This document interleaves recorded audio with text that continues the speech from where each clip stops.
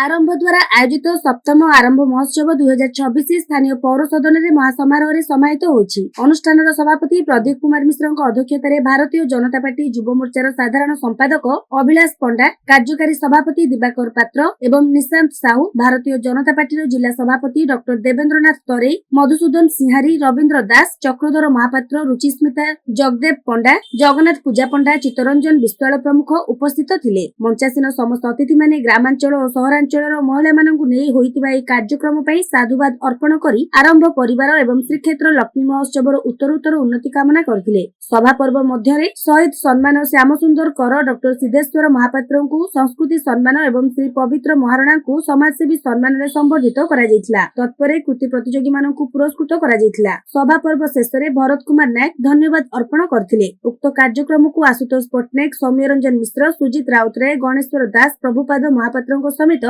उपसभापति समीर शतपथी और साधारण संपादक देवाशीष सिंह परिचालना करथिले। सभा पर्व और सांस्कृतिक कार्यक्रम को पीयूष पटनायक परिचालना करथिले।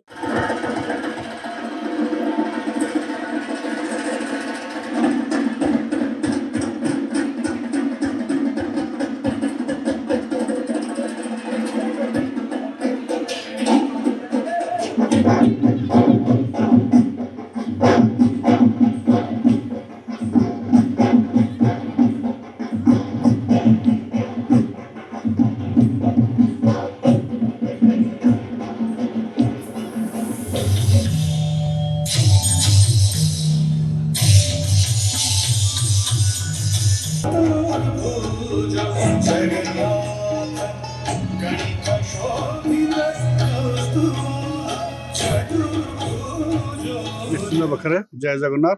आज श्रीक्षेत्र लक्ष्मी आरंभ अनुष्ठान तो आरंभ करागला। एटी बहुत मान्यगण्य व्यक्ति उपस्थित थे।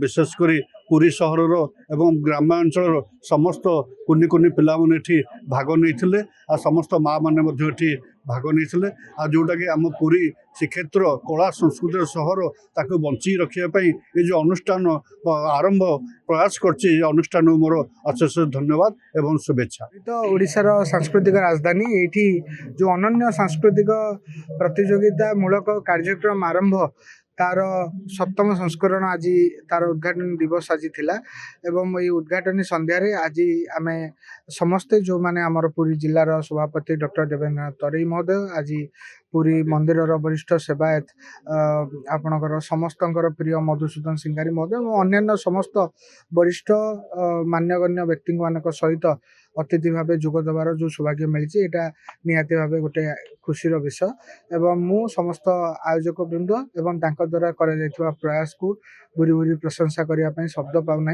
प्रभु जगन्नाथ आशीर्वाद सप्तम संस्करण में पहुँचवा आरंभ महोत्सव आगामी दिन में आहरी कीर्ति अर्जन करू।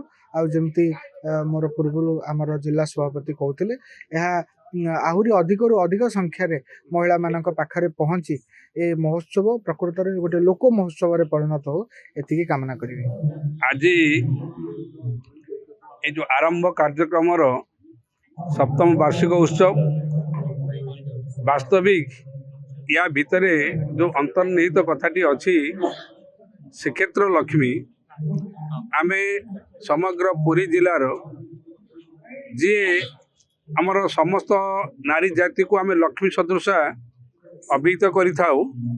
तेणु तांको जिला क्रम श्रीक्षेत्र लक्ष्मी भाव में आमे जड़े उदीयमान महिला को उच्च स्तर को आने ये कार्यक्रम उद्योक्ता माने आरंभ करते।